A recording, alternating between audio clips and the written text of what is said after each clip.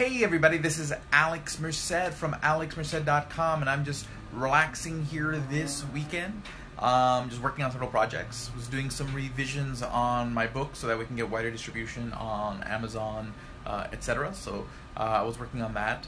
Also redid alexmerced.com, so that way it's much easier for you to find what you're looking for and make it a website where people can actually learn who I am. Much quicker instead of it just being sort of like a bucket of links.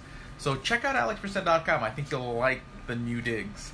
But basically what I wanted to do is talk about the two topics that have been on my mind recently. But even before I do that, I just want to give huge props out to all my brothers and sisters in the Libertarian Party who've been doing an amazing effort, getting amazing publicity, doing park cleanups across the country. So if you're not familiar with the effort, what they've been doing, it started with an initiative by our membership director, Jess Mears, to clean up the park in Washington, D.C., the National Mall.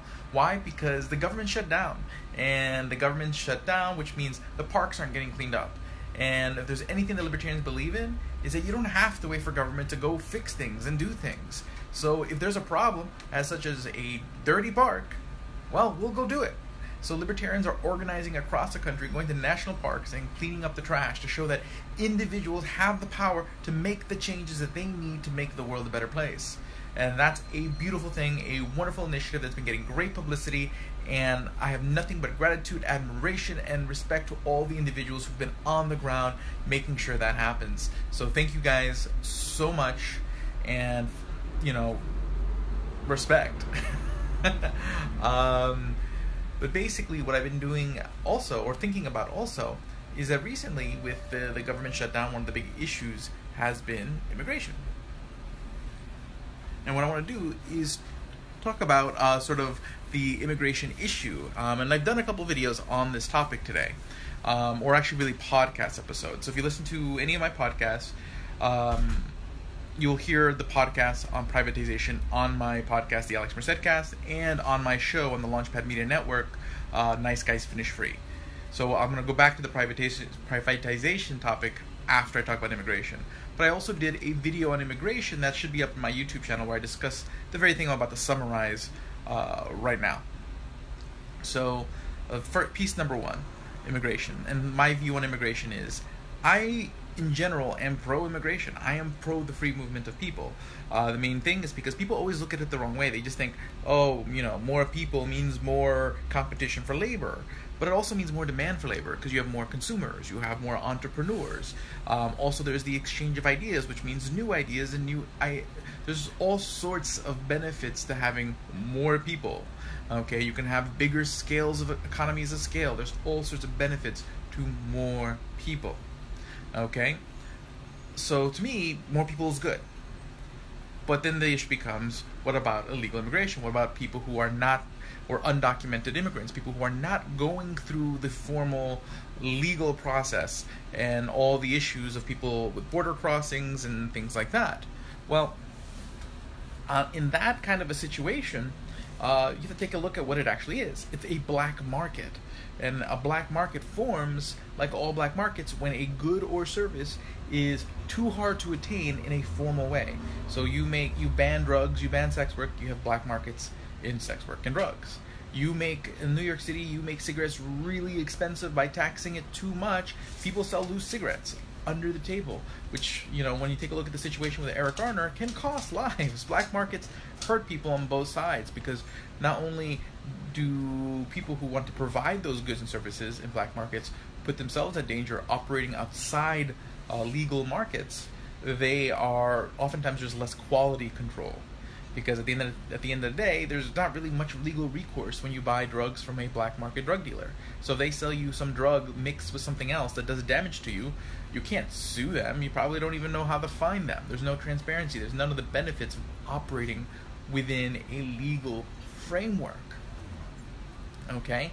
So you end up with more violence, less quality control, less transparency, all these things. And that's what creates the negative outcomes, more so than the actual good or service itself.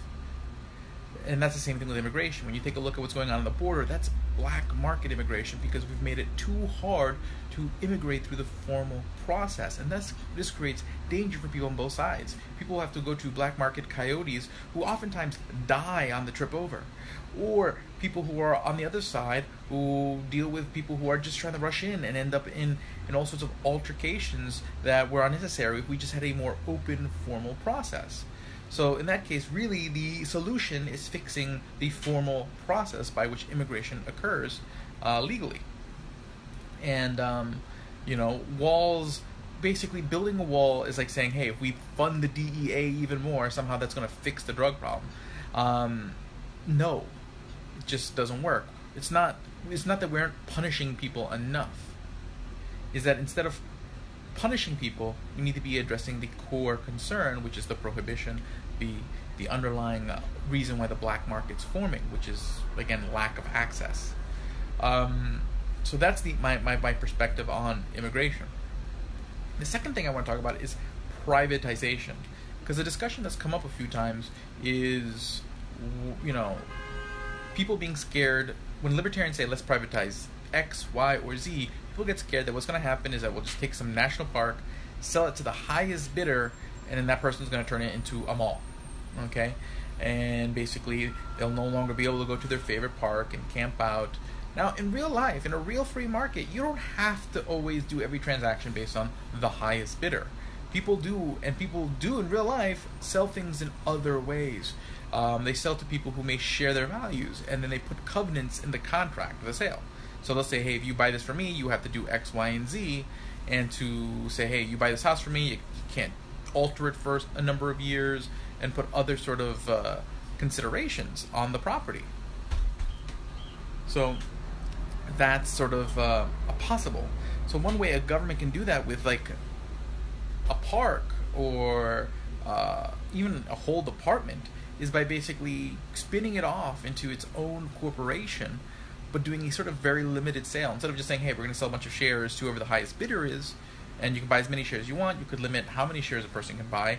And the most important part is implement what I call a negative dividend. It's like a dividend you would get on a stock where you get paid by the company, but instead you are paying the company. You are paying for the right to own the share. But again, you don't have to own the share. This is something you're voluntarily doing because you care about the underlying project.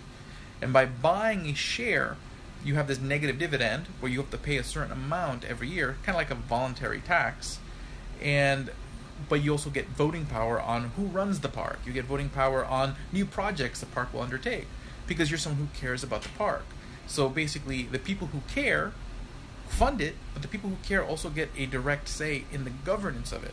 And you're going to get much better governance because right now, parks are shut down. Not because politics has anything to do with parks right now. No one's arguing or debating about parks. No one has a big political axe to grind on parks, but they're shut down. If they were spun off into independent agencies or independent bodies, independent corporations, where the shareholders funded it through that negative tax or that negative dividend, and basically they were able to vote directly on who runs the park, and it was just completely separated from other things going on in politics, they'd be open right now. They would still be funded, they would still exist, but you'd have more transparency, better governance, and it would be more voluntary. And you can do that. People can do that with their own individual businesses. They can do it with their own individual property voluntarily in a free market. So why not let the government explore sort of creative financing? Because when you issue those shares and sell those shares, that can create the initial funding for that project to go. And so instead of selling shares and giving the money to the government, that could be the money that keeps the park operating for a period of time while the structure kind of gets on its feet. So to me, privatization can be done in creative ways that can address the concerns of people who are worried about what happens when you just sell things, but also, again, bring the benefit of sort of market forces, of voluntarism, of voluntary exchange, of voluntary funding, and the accountability and transparency that brings. So these are the things that have been kind of on my mind lately, and if you listen to my podcast, if you subscribe to my YouTube channel, you'll be up to date with these. But I thought I would mention on a live stream, because I'm also trying to live stream more regularly as well. So you might be seeing this on Twitch, you might be seeing this on Twitter, you might be seeing this on YouTube itself. So if you're watching this, thank you. I'll be sharing it to all my other venues in a moment. But thank you guys very much. You guys have a great day and enjoy.